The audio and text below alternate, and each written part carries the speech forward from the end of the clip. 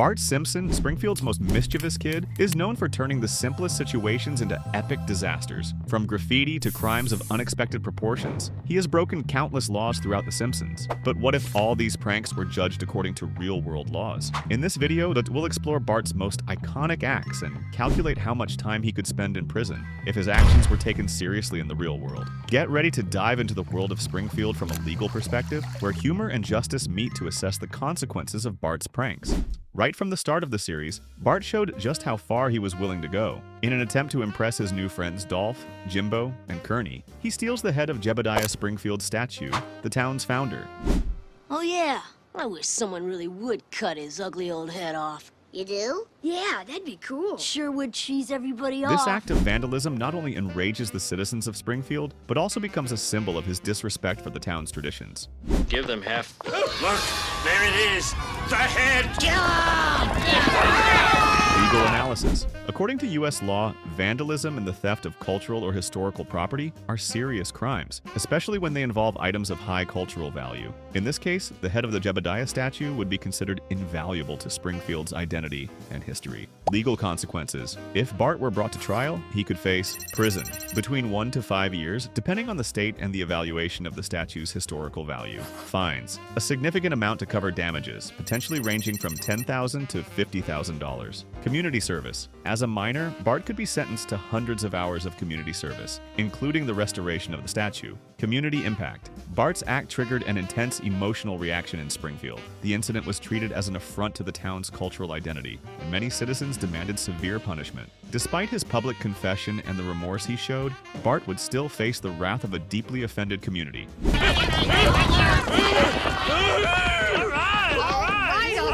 We know this part. Oh yeah, This that's was right. just the beginning of Bart's long list of illegal pranks. In the next chapter, we'll explore another unforgettable incident and evaluate its legal implications. Go on, Bart. But that guy founded Springfield. He built our first hospital out of logs and mud. If it weren't for him, all the settlers would have died in the Great Blizzard of '48. So? In one of the most memorable episodes, Bart, obsessed with getting the Bone Storm game, attempts to steal the video game from a department store.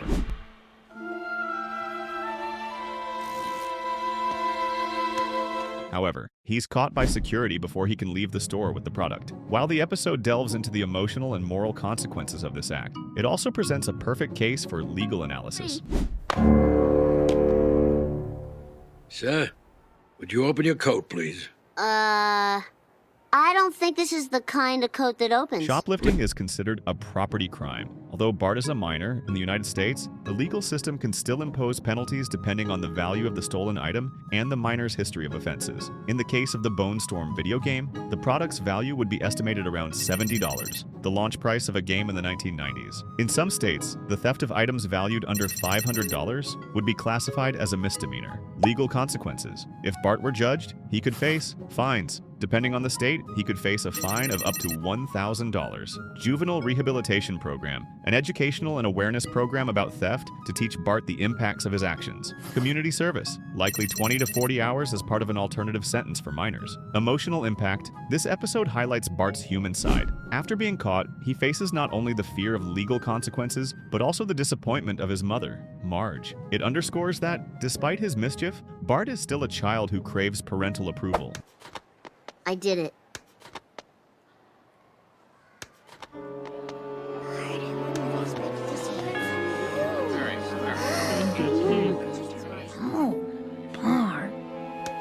Although the theft was thwarted before causing further damage, it contributes to the growing list of Bart's infractions. In the next chapter, we will examine another iconic case where Bart turns a simple prank into an incident with unexpected consequences.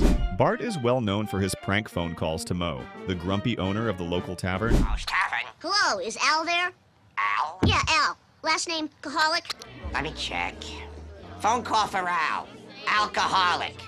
Is there an alcoholic here? He frequently calls Mo and asks seemingly innocent questions that turn out to be puns or offensive jokes, provoking the bartender's anger. Far out to you. While this is portrayed as lighthearted humor in the series, a legal analysis reveals that these calls could be classified as harassment. Legal analysis. In the United States, making repeated phone calls with the intent to annoy, provoke, or offend someone is considered a misdemeanor, categorized as telephone harassment. In some jurisdictions, even pranks can be interpreted as intentional acts of nuisance. Legal consequences. If Moe decided to press charges against Bart, he could face fines up to $500, depending on the frequency of the calls and the emotional impact on the victim. Legal warning. As a minor, Bart could be required to attend an educational session about the effects of harassment. Community service. Between 10 to 20 hours, considering the incident didn't cause financial damage. Community impact. Although Moe is often portrayed as someone who exaggerates his reactions, Bart's pranks raise an interesting point about ethical boundaries and jokes. Despite being funny for viewers, Moe is frequently depicted as someone dealing with stress and loneliness, making Bart's actions potentially more harmful than they appear. Not a thing in the world. Yeah, I wish I could say the same. This example highlights how even seemingly harmless acts can have legal implications. With that, we add more hours to Bart's list of infractions. In the next chapter, we will explore another classic crime, but this time it involves Springfield Elementary School. Bart has always struggled at school, but in this episode, he decided to solve his grade problems in the most unexpected way by switching his intelligence test with Martin Prince's, the smartest student in class. What are you looking at, Bart? Are those naughty dogs back again?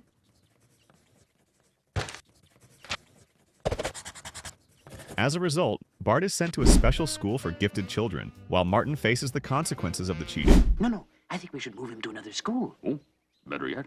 Bart, we'd like you to try a kind of school that doesn't rely on grades and rules and bells and buzzers.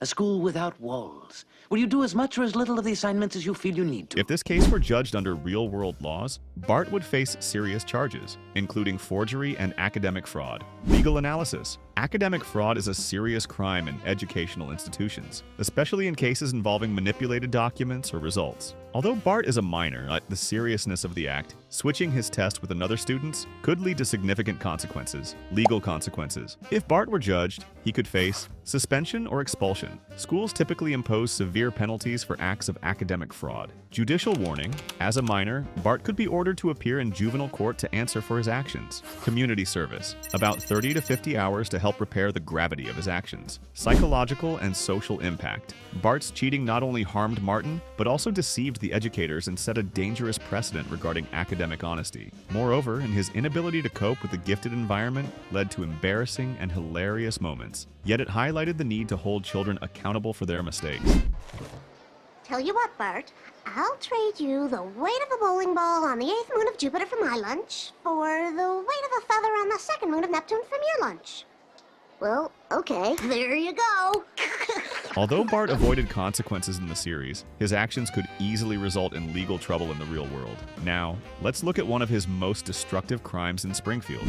Bart had always dreamed of going to Camp Krusty, but what should have been an unforgettable summer quickly turned into a nightmare. When do we get to see Krusty?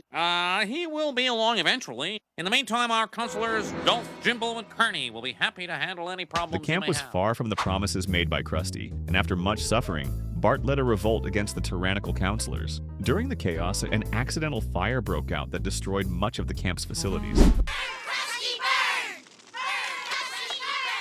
A group of school-aged... Although Bart acted in self-defense and for the benefit of the other campers, the fire caused significant material damage. In a courtroom, the case could be classified as destruction of property, aggravated by his leadership in the revolt. Legal analysis. Accidental fires caused during riots are often treated as criminal negligence, depending on the circumstances. In Bart's case, his leadership in the riot could weigh against him, even though he didn't directly start the fire. Legal consequences. If Bart were prosecuted, he could face fines to cover the damage to the camp facilities, which could exceed $50,000. Community service. A sentence of 100 to 200 hours to compensate for the damages. Probation. As a minor, Bart could be placed on probation, with mandatory supervision. Moral impact. The fire had consequences for both the camp and Krusty, who was forced to acknowledge his negligence in managing the facility. However, Bart also exposed the horrible conditions the children were living in, which could be considered a mitigating factor. This episode exemplifies how Bart can make a significant impact, even when his intentions are somewhat noble. However, but the law doesn't always forgive good intentions when the result involves property damage. All right, that's it. I've been scorched by Krusty before. I got a rapid heartbeat from those Krusty brand vitamins. My Krusty calculator didn't have a 7 or an 8, and Krusty's autobiography was self-serving with many glaring omissions. But this time, he's gone too far! We want Krusty! We want Krusty! Bart, together with his friends Milhouse, Nelson, and Martin, uses a fake driver's license to rent a car and embark on an impromptu road trip during school break.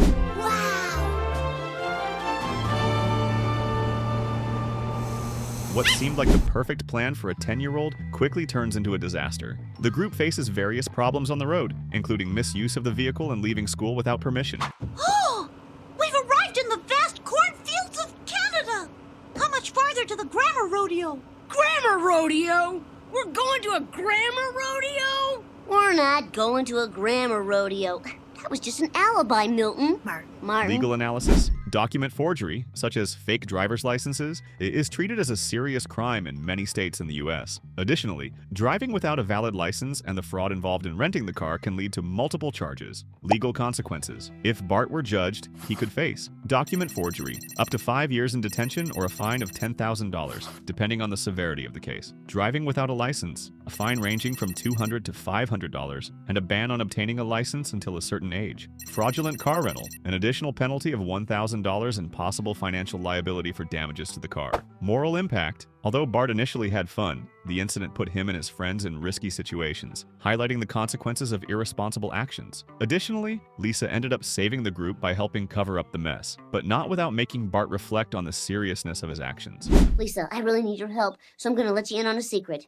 There's no such thing. I knew it, because why would they have our National Grammar Rodeo in another nation? This scam not only brought legal trouble, but also underscored Bart's impulsiveness and tendency to act without thinking, traits that frequently land him in complicated situations. In this episode filled with chaos, Bart is caught trying to smuggle illegal fireworks into Springfield after a visit to a neighboring state where the sale was permitted. Blow up. He hides the explosives in his backpack and attempts to sneak them past both his parents and local authorities. But, of course, his actions end in disaster when the fireworks are discovered during an inspection. Legal analysis. Transporting explosives without permission is treated as a serious offense in the United States, especially when it involves crossing state borders. Even as a minor, Bart would be held responsible for putting public safety at risk. Legal consequences. If taken to court, Bart could face illegal transport of explosives, a penalty of up to 2 years of detention, and a fine of $5,000 to $10,000, depending on the amount of fireworks and the level of risk involved. Additional punishment. Bart might be required to attend educational programs on explosive safety. Community impact. This incident caused a stir in Springfield, with citizens expressing concerns about minors having access to dangerous items. Marge, as always, tried to use the situation as a teaching moment to show Bart the importance of responsibility and the dangers of impulsive choices, but he responded with his classic line, "I didn't do anything wrong, technically." Nonetheless, this episode adds more years to Bart's potential detention time. Desperate to improve his grades after repeated threats of being held back, Bart decides to resort to less conventional and entirely illegal methods. He gains access to the school's computer system and alters his grades to avoid failing. However, the fraud is quickly discovered when teachers notice that Bart suddenly seems to be getting perfect scores in subjects he clearly doesn't excel in. Legal analysis. Hacking into a computer system, even in a school, constitutes digital property invasion. In the United States, the Computer Fraud and Abuse Act, CFAA, treats unauthorized data alteration as a serious crime, especially when it impacts others. Legal consequences. If prosecuted, Bart could face digital property invasion, a penalty of up to 3 years of detention, academic fraud, a mark on his academic record, which could harm his chances of admission to future educational institutions, community service. The judge could assign hours of work at the school as compensation for his actions. Community impact. This incident sparked a debate about the security of digital systems in Springfield, leading the school to invest in a more modern system to protect its information. Lisa, deeply embarrassed by Bart's actions, tried to convince him that the real solution to his academic problems was effort, not cheating, but as expected, he shrugged it off and responded, "Effort is overrated." This technological crime adds a few more years to Bart's potential prison time, solidifying his reputation as a multifaceted juvenile delinquent. In a fit of anger against authority, Bart decides to steal Principal Skinner's car and take it for a joyride around town. Despite his best efforts to escape, he is quickly intercepted by the police after losing control control of the vehicle and crashing into a fire hydrant. Legal analysis: vehicle theft or grand theft auto is a serious felony. Additionally, the damage caused to the car and public property increases the severity of the case. Legal consequences: if prosecuted, Bart could face vehicle theft, a penalty of 3 to 5 years in prison; property damage, an additional fine of up to $10,000 to cover repairs for the car and the fire hydrant; driver's license suspension. If Bart were older, he would likely have his driver's license suspended indefinitely. Community impact: Skinner, as always, tried to use the incident as a moral lesson for Bart, but his speech was interrupted when the broken hydrant created a geyser that flooded the street. Homer just shook his head and commented, "That's my boy." With this additional crime, Bart's potential prison time continues to grow at an alarming rate. He might very well be on track to set a new record for juvenile delinquents in Springfield. In one of the most catastrophic moments of his delinquent career, Bart inadvertently causes an explosion in the basement of Springfield Elementary School. It all starts when he tries to create a super scientific experiment by mixing chemicals found in the science lab. Despite Lisa's warnings, he goes ahead with his plan, which culminates in an explosion that partially destroys the school building. Legal analysis: this act of negligence could be classified as destruction of public property and possibly reckless use of hazardous materials. The fact that it occurred in a school environment further aggravates the gravity of the crime, as it puts the safety of children and staff at risk. Legal consequences: if Bart were taken to court, he could face destruction of public property, a sentence of 5 to 10 years in prison, depending on the value of the damage caused; endangering others' safety, a charge that could result in an additional 2 to 5 years of detention. Fines: Bart or his family could be ordered to pay up to $100,000 in restitution to cover the cost of rebuilding the school. Community impact: this incident sparked outrage in Springfield, with parents, teachers, and even the local police demanding severe punishment for Bart. However, Marge defended her son, arguing that he didn't intend to cause such great damage. The city's reaction sparked a public debate about how to handle juvenile delinquents, with Mayor Quimby taking the opportunity to promise improvements in school security. Bart, on the other hand, didn't seem too concerned. As he watched the smoke rise from the school, he simply commented, "At least now Mondays will be more exciting." Although these analyses are fun, it's important to remember that Bart Simpson is not just a juvenile delinquent. He's a complex character that reflects many of the nuances and challenges of childhood and adolescence. His actions, while extreme, are often driven by curiosity, a need for attention, or simply his rebellious nature. So, watch me hit him right between the eyes. As problematic as Bart may be, he also reminds us that chaos and irreverence have their place in the narrative of life. In the end, it's this mix of mischief and heart that makes Bart Simpson one of the most beloved and feared characters on television. What do you think? Does Bart deserve all this prison time? Or is he just a kid who didn't have enough luck to avoid getting caught?